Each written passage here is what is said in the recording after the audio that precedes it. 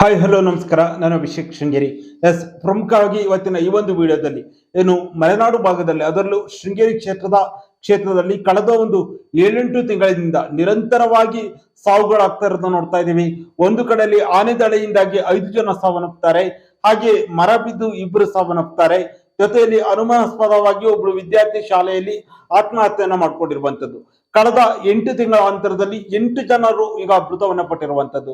ಯಾಕೆ ಈಗ ಈ ರೀತಿ ಆಗ್ತಾ ಇದೆ? ಪದೇ ಪದೇ ಈ ರೀತಿಯಾದ ಸಾವು ನೋವುಗಳು ಶೃಂಗೇರಿ ಕ್ಷೇತ್ರದಲ್ಲಿ ಯಾಕೆ ಈ ರೀತಿ ಆಗ್ತಾ ಇದೆ ಅನ್ನೋ ಒಂದು ದೊಡ್ಡ ಮಟ್ಟದಲ್ಲಿ ಒಂದು ಪ್ರಶ್ನೆ ಕಂಡು ಬರ್ತಾ ಇದೆ. ಅದರ ಜೊತೆಲಿ ಹಲವಾರು ರೀತಿಯ ಸಮಸ್ಯೆಗಳು ಕೂಡ ಶೃಂಗೇರಿ ಕ್ಷೇತ್ರದಲ್ಲಿ ಉದ್ಭವವಾಗಿರುವುದನ್ನ ಗಮನಿಸ್ತಾ ಇದ್ದೇವೆ.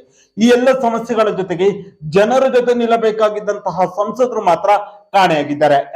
ಶೃಂಗೇರಿ ಕ್ಷೇತ್ರದಲ್ಲಿ ನಾವು ಕಳೆದ 8 ತಿಂಗಳಿಂದ ನೋಡಿದ್ರೆ, ಮೊದಲನೇದಾಗಿ ಸೀತೂರಿನಲ್ಲಿ ಒಬ್ಬ ರೈತ ಆನೆ ತುಳಿತದಿಂದ ಸಾವನ್ನಪ್ಪುತ್ತಾರೆ. ನಂತರ ಮುತ್ತಿನಕೊಪ್ಪ ಭಾಗದಲ್ಲಿ ಒಬ್ರು ಸಾವನ್ನಪ್ಪುತ್ತಾರೆ. ನಂತರ ಕತ್ಲೆಖಾನ್ ಎಸ್ಟೇಟ್ ಸಮೀಪದಲ್ಲಿ ಒಬ್ರು ಸಾವನ್ನಪ್ಪುತ್ತಾರೆ. ಕಳೆದ 5 ದಿನಗಳ ಹಿಂದಷ್ಟೇ ಬನ್ನೂರಲ್ಲಿ ಒಬ್ಬ ರೈತ ಸಾವನ್ನಪ್ಪುತ್ತಾನೆ. ಒಬ್ಳು ಮಹಿಳೆ ಸಾವನ್ನಪ್ಪುತ್ತಾರೆ. ಕಳೆದ ನಿನ್ನೆ ದಿನವಷ್ಟೇ ಒಬ್ಬ ರೈತ ಮನೆ ಹಿಂಭಾಗದಲ್ಲಿ ಆನೆ ತುಳಿತದಿಂದ ಸಾವನ್ನಪ್ಪುತ್ತಾರೆ. 5 ಜನರು ಆನೆ ತುಳಿತದಿಂದ ಸಾವನ್ನಪ್ಪಿದ್ರೆ, ಕೊಗ್ರೆ ಸಮೀಪದಲ್ಲಿ ಒಬ್ಬ ಆಟೋದ ಮೇಲೆ ಮರ ಬಿದ್ದು ಒಬ್ಬ ಸಾವನ್ನಪ್ಪುತ್ತಾರೆ. ಹಾಗೆ ಬಾಳೆಹೊನ್ನೂರಿನಲ್ಲೂ ಕೂಡ ಬೈಕ್ ಸವಾರನ ಮೇಲೆ ಮರ ಬಿದ್ದು ಸಾವನ್ನಪ್ಪನ್ನ ಗಮನಿಸಿದ್ದೇವೆ. ಅದರ ಜೊತೆಯಲ್ಲಿ ಕೊಪ್ಪದ ಮುರಾರ್ಜಿ ಶಾಲೆಯಲ್ಲಿ ವಿದ್ಯಾರ್ಥಿನಿಯೋರ್ವಳು 9ನೇ ತರಗತಿ ಓದ್ತಿದ್ದಂತಹ ವಿದ್ಯಾರ್ಥಿನಿಯೋರ್ವರು ಅನುಮಾನಾಸ್ಪದವಾಗಿ ಸಾವನ್ನಪ್ಪಿರುವಂತದ್ದು. ಈ ರೀತಿಯಾಗಿ ಶೃಂಗೇರಿ ಕ್ಷೇತ್ರದಲ್ಲಿ ಕಳೆದ 8 ತಿಂಗಳ ಅಂತರದಲ್ಲಿ 8 ಜನರು ಸಾವನ್ನಪ್ಪಿರುವಂತದ್ದು. ಇದರ ಬಗ್ಗೆ ಕಾಳಜಿ ವಹಿಸಬೇಕಾದವರು ಪ್ರಮುಖವಾಗಿ ಶಾಸಕರು ಮತ್ತು ಸಂಸದರು. ಶಾಸಕರು ಕೆಲವೊಂದು ಭಾಗಗಳಲ್ಲಿ ಲೇಟ್ ಆಗಿ ಬಂದ್ರು ಕೂಡ ಆ ಒಂದು ಸಮಸ್ಯೆಗಳನ್ನ ಬಗೆಹರಿಸುವ ನಿಟ್ಟಿನಲ್ಲಿ ಕೆಲವೊಂದು ಸಣ್ಣ ಪ್ರಯತ್ನಗಳನ್ನ ಪಡ್ತಾನೆ ಇದ್ದಾರೆ. ಆದ್ರೆ ಈ ಭಾಗದ ಸಂಸದರು ಮಾತ್ರ ಎಲ್ಲಿದ್ದಾರೆ ಅನ್ನುವ ಒಂದು ಪ್ರಶ್ನೆ ಕಂಡು ಬರ್ತಾ ಇದೆ. ಸೌಜನ್ಯಕ್ಕೂ ಕೂಡ ಸಂಸದರು ಯಾವುದೇ ಮನೆಗಳಿಗಾಗಲಿ ಸಾವನ್ನಪ್ಪಿರುವ ಕುಟುಂಬಗಳಿಗೆ ಮನೆಗಳಿಗೆ ಭೇಟಿ ನೀಡಿ ಸಾಂತ್ವನ ಹೇಳುವ ಕೆಲಸವನ್ನಾಗಲಿ ಅಥವಾ ಆನೆ ದಾಳಿಯಿಂದ 5 ಜನ ಸಾವನ್ನಪ್ಪಿದ್ದಾರೆ, ಈ ಒಂದು ಸಮಸ್ಯೆಗಳನ್ನ ಬಗೆಹರಿಸುವ ನಿಟ್ಟಿನಲ್ಲಿ ಸಂಪೂರ್ಣವಾಗಿ ಸಂಸದರು ವಿಫಲರಾಗಿದ್ದಾರೆ. ಯಾವ ರೀತಿಯಾಗಿದ್ದಾರೆ ಅಂದ್ರೆ, ಸೌಜನ್ಯಕ್ಕೂ ಕೂಡ ಸಂಸದರು ಬಂದು ಆ ಒಂದು ಮನೆಗಳಿಗಾಗಿರ್ಬೋದು, ನೊಂದ ಕುಟುಂಬಗಳಿಗೆ ಸಾಂತ್ವನ ಹೇಳುವ ಕೆಲಸವನ್ನು ಮಾಡಿಲ್ಲ. ಸಂಸದರ ಬಗ್ಗೆ ನನಗೆ ವಿಶೇಷವಾದ ಗೌರವವಿದೆ. ಅವರು ಅತ್ಯಂತ ಸಜ್ಜನ ವ್ಯಕ್ತಿ, ಸಿಂಪಲ್ ಮನುಷ್ಯ, ಎಲ್ಲವೂ ಓಕೆ. ಆದ್ರೆ ಸಂಕಷ್ಟದಲ್ಲಿದ್ದ ಸಂದರ್ಭದಲ್ಲಿ, ಜನರು ಸಂಕಷ್ಟದಲ್ಲಿದ್ದ ಸಂದರ್ಭದಲ್ಲಿ ಪ್ರಮುಖವಾಗಿ ಜನಪ್ರತಿನಿಧಿಗಳು ಅನ್ಸ್ಕೊಂಡವರು ಅದರಲ್ಲೂ ಚುನಾಯಿತ ಜನಪ್ರತಿನಿಧಿಗಳು ಆ ಸಾರ್ವಜನಿಕರ ಅಥವಾ ಕುಟುಂಬಗಳ ಜೊತೆ ಬೇಕಾದದ್ದು. ಆದ್ರೆ ನಮ್ಮ ಭಾಗದ ಉಡುಪಿ ಚಿಕ್ಕಮಗಳೂರು ಲೋಕಸಭಾ ಕ್ಷೇತ್ರದ ಸಂಸದರಾಗಿರುವಂತಹ ಶ್ರೀಯುತ ಕೋಟ ಶ್ರೀನಿವಾಸ ಪೂಜಾರಿ ಅವರು ಅತ್ಯಂತ ಹಿರಿಯರು, ಸಜ್ಜನ ಹಚ್ಕೊಂಡು ಎಲ್ಲವೂ ಕೂಡ ಒಪ್ಪುವಂತಾದರೆ, ಇಂಥ ಒಂದು ಸಂದಿಗ್ಧ ಪರಿಸ್ಥಿತಿಯಲ್ಲಿ ಶೃಂಗೇರಿ ಕ್ಷೇತ್ರದಲ್ಲಿ 8 ಜನರು ಮೃತಪಟ್ಟಿದ್ರು ಕೂಡ ಯಾವುದೇ ಕಾರಣಕ್ಕೂ ಅವರ ಪರವಾಗಿ ನಿಂತಿಲ್ಲ. ಆ ಕುಟುಂಬಗಳಿಗೆ ಸಾಂತ್ವನ ಹೇಳುವಂತಹ ಕೆಲಸವನ್ನ ಕೂಡ ಮಾಡಿಲ್ಲ. ನಮ್ಮ ದೌರ್ಭಾಗ್ಯನೇನೋ ಗೊತ್ತಿಲ್ಲ, ಈ ಉಡುಪಿ ಚಿಕ್ಕಮಗಳೂರು ಸಂಸದರು ಯಾರಾಗ್ತಾರೋ ಅವರು ಶೃಂಗೇರಿ ಕ್ಷೇತ್ರವನ್ನು ಸಂಪೂರ್ಣವಾಗಿ ನಿರ್ಲಕ್ಷ್ಯವನ್ನ ಮಾಡುವಂತದ್ದು. ಹಿಂದೆ ಇದ್ದಂತಹ ಸಂಸದರು ಕೂಡ ಇದೇ ರೀತಿ ಮಾಡಿದ್ರು. ಅವ್ರ ವಿರುದ್ಧವೇ ಕೂಡ ಹಲವಾರು ಜನರಿಗೆ ಟಿಕೆಟ್ ಕೊಡಬಾರ್ದು ಅಂತ ಹೇಳಿ ಅವರು ಟಿಕೆಟ್ ಅನ್ನ ತಪ್ಪಾಯ್ತು. ಈ ಬಾರಿ ಕೋಟ ಶ್ರೀನಿವಾಸ ಪೂಜಾರಿ ಅವರು ಇಲ್ಲಿ ಸಂಸದರಾಗ್ತಾರೆ.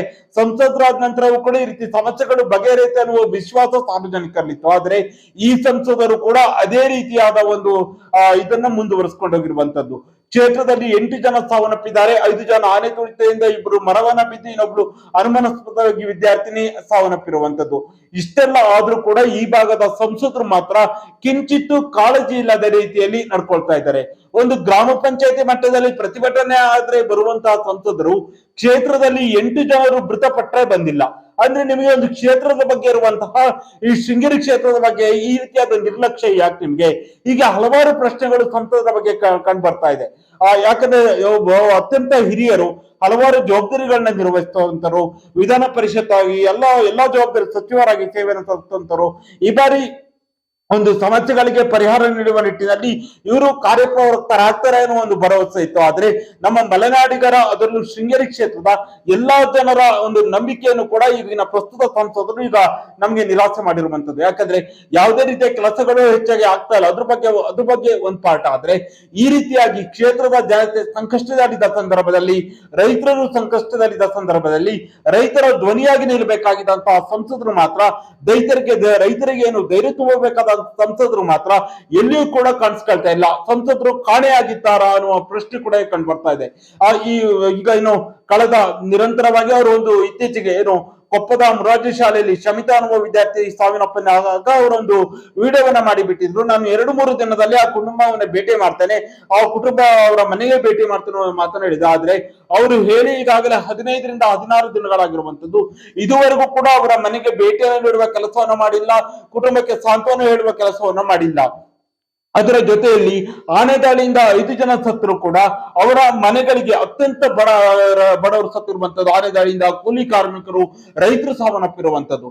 ಇಷ್ಟೆಲ್ಲ ಆದ್ರೂ ಕೂಡ ಏನು ಜವಾಬ್ದಾರಿಯುತವಾದ ಹುದ್ದೆಯಲ್ಲಿರುವಂತಹ ಸಂಸದರು ಮಾತ್ರ ಆ 5 ಮನೆಗಳಿಗೂ ಕೂಡ ವಿಸಿಟ್ ಮಾಡಿಲ್ಲ, ಆ ಕುಟುಂಬಕ್ಕೆ ಧೈರ್ಯ ಹೇಳುವ ಕೆಲಸ ಮಾಡಿಲ್ಲ, ಸಾಂತ್ವನ ಹೇಳುವ ಕೆಲಸವನ್ನು ಕೂಡ ಮಾಡಿಲ್ಲ. ಅದರ ಜೊತೆಯಲ್ಲಿ ಇಬ್ಬರು ಕೂಡ ಮರ ಬಿದ್ದು ಅತಿಯಾದ ಗಾಳಿ ಮಳೆಯಿಂದಾಗಿ ಮರ ಬಿದ್ದು ಇಬ್ರು ಮೃತವನ್ನ ಪಡ್ತಾರೆ. ಅವರ ಮನೆಗಳಿಗೂ ಭೇಟಿ ಕೊಟ್ಟಿಲ್ಲ, ಅಲ್ಲೂ ಕೂಡ ಸಾಂತ್ವನ ಹೇಳುವ ಕೆಲಸವನ್ನು ಮಾಡಿಲ್ಲ.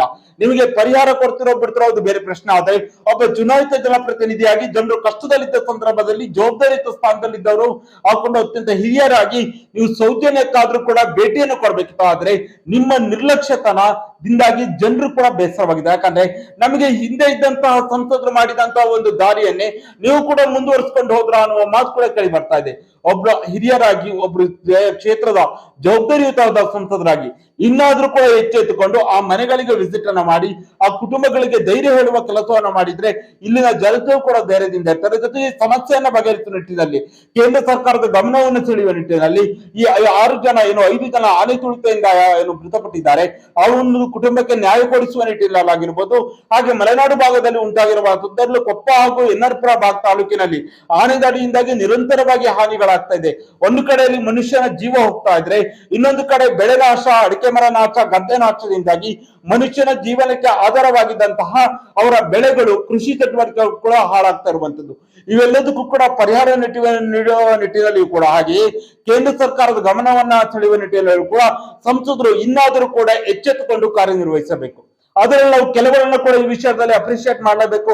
ಪ್ರತಿಯೊಂದು ಅದರಲ್ಲೂ ಕೂಡ ಏನು ಹಿಂದೆ 2023 ವಿಧಾನಸಭೆ ಚುನಾವಣೆಯಲ್ಲಿ ಸೋತಂತಹ ಇಬ್ಬರು ಅಭ್ಯರ್ಥಿಗಳು ಸುಧಾಕರ್ ಎಚ್ ಶೆಟ್ಟಿ ಅವರಾಗಿರ್ಬೋದು, ಹಾಗೆ DN ಜೀವರಾಜ್ ಅವರು ಕೂಡ ಆ ಯಾವುದೇ ಅನಾಹುತಗಳಾದ ಸಂದರ್ಭದಲ್ಲಿ ತಕ್ಷಣಕ್ಕೆ ಆ ಒಂದು ಜಾಗಕ್ಕೆ ಬರ್ತಾರೆ, ಅಲ್ಲಿ ಪ್ರತಿಭಟನೆಗಳನ್ನ ಮಾಡ್ತಾರೆ, ಸರ್ಕಾರವನ್ನು ಎಚ್ಚರಿಸುವ ಕೆಲಸವನ್ನ ಮಾಡ್ತಾರೆ, ಜನರು ಧ್ವನಿಯಾಗಿ ನಿಲ್ಲುವ ಕೆಲಸವನ್ನ ಸುಧಾಕರ್ ಎಚ್ ಶೆಟ್ಟಿ ಅವರು ಹಾಗೂ DN ಜೀವರಾಜ್ ಅವರು ಅತ್ಯಂತ ನಿರಂತರವಾಗಿ ಕಳೆದ 7-8 ಘಟನೆಗಳು ನಡೆದಾಗಲೂ ಕೂಡ ಬಂದಿರುವಂತದ್ದು. ಏನು ಶಮಿತಾ ವಿದ್ಯಾರ್ಥಿ ಅನುಮಾನಾಸ್ಪದ ಸಾವು ಆಗಿರ್ಬೋದು, ಅಥವಾ 5 ಜನ ಆನೆ ತುಳಿತದಿಂದ ದಾಳಿಯಿಂದಾಗಿ ಸಾವನ್ನಪ್ಪಿದಾಗ ಆಗಿರ್ಬೋದು, ಹಾಗೆ ಮರವನ್ನ ಬಿದ್ದು ಇಬ್ರು ಪ್ರಾಣವನ್ನು ಕಳೆದುಕೊಂಡ ಸಂದರ್ಭದಲ್ಲಿ ಕೂಡ ಇವರಿಬ್ರು ಅತ್ಯಂತ ಚುನಾವಣೆಯಲ್ಲಿ ಗೆದ್ರು ಸೋತು ಅದು ಪ್ರಶ್ನೆ ಅಲ್ಲ. ಆದ್ರೂ ಕೂಡ ಇವರಿಬ್ರು ಕೂಡ ಜವಾಬ್ದಾರಿಯುತವಾಗಿ ಆ ಒಂದು ಇದಕ್ಕೆ ಬಂದು ಆ ಒಂದು ಸ್ಥಳಕ್ಕೆ ಬಂದು ಆ ಒಂದು ಕುಟುಂಬಗಳಿಗೆ ಧೈರ್ಯ ಹೇಳುವ ಕೆಲಸವನ್ನು ಮಾಡಿದ್ರು. ಆದ್ರೆ ನಮ್ಮ ಭಾಗದ ಸಂಸದರಿಗೆ ಮಾತ್ರ ಒಂದು ಚೂರು ಕೂಡ ಶೃಂಗೇರಿ ಕ್ಷೇತ್ರ ಜನತೆ ಬಗ್ಗೆ, ರೈತರ ಬಗ್ಗೆ, ಸಾರ್ವಜನಿಕರ ಬಗ್ಗೆ ಕಿಂಚಿತ್ತು ಕಾಳಜಿ ಇಲ್ಲದೆ ಇರುವಂತದ್ದು ಇದರಿಂದ ಗೊತ್ತಾಗ್ತಾ ಇದೆ. ಹಾಗೆ ಈ ಭಾಗದ ಶಾಸಕರ ಕೆಲವೊಂದು ವಿಚಾರದಲ್ಲೂ ಕೂಡ ನಿರ್ಲಕ್ಷ್ಯತನವನ್ನ ನಾವು ಗಮನಿಸ್ತಾ ಇದ್ದೇವೆ. ಶಮಿತಾ ಅನ್ನುವ ವಿದ್ಯಾರ್ಥಿ ಆತ್ಮಹತ್ಯೆ ಆದಾಗ ಅಲ್ಲಿ ಅವರು ಅನುಮಾನಾಸ್ಪದ ಸಾವಾದಾಗ ಕೂಡ ಒಂದು 7-8 ದಿನಗಳ ನಂತರ ಬರ್ತಾರೆ. ನಂತರದಲ್ಲಿ ಆನೆ ದಾಳಿಯಿಂದ ಕೂಡ ಈಗ ಬೇರೆ ಕಡೆಯಿಂದ ಸಕ್ಕರೆ ಬೆಲ್ಲ ಆನೆಗಳನ್ನ ಕರೆಸಿ ಸೆರೆ ಹಿಡಿಯುವ ಕೆಲಸಕ್ಕೆ ಈಗ ಇದು ಮಾಡ್ತಾ ಇರುವಂತ. ಆದ್ರೆ ಇದರಿಂದ ಮೊದಲು 4 ಆನೆಗಳಿಂದ ಮೃತಪಟ್ಟಾಗಲೂ ಕೂಡ ಕ್ಷೇತ್ರದ ಶಾಸಕರ ನಿರ್ಲಕ್ಷ್ಯವು ಕೂಡ ಕಂಡು ಬಂದಿತ್ತು. ಕ್ಷೇತ್ರದ ಶಾಸಕರಾಗಿರ್ಬೋದು, ಸಂಸದರಾಗಿರ್ಬೋದು, ನೀವಿಬ್ರು ಒಬ್ರು ರಾಜ್ಯ ಸರ್ಕಾರದ ಗಮನವನ್ನು ಸೆಳೆಯಬೇಕು, ಇನ್ನೊಬ್ರು ಕೇಂದ್ರ ಸರ್ಕಾರದ ಗಮನವನ್ನು ಸೆಳೆಯಬೇಕು. ನೀವಿಬ್ರು ಎಚ್ಚೆತ್ತುಕೊಂಡು ಈ ಒಂದು ಕ್ಷೇತ್ರದ ಜನತೆ ಪ್ರತಿನಿತ್ಯವೂ ಕೂಡ ಸಂಕಷ್ಟದಲ್ಲಿದ್ದಾರೆ. ಈ ಒಂದು ಸಮಸ್ಯೆಗಳನ್ನ ಬಗೆಹರಿಸುವ ನಿಟ್ಟಿನಲ್ಲಿ ಇಬ್ರು ಕೂಡ ಕಾರ್ಯಪ್ರವೃತ್ತರಾಗಬೇಕು. ನಮಸ್ಕಾರ.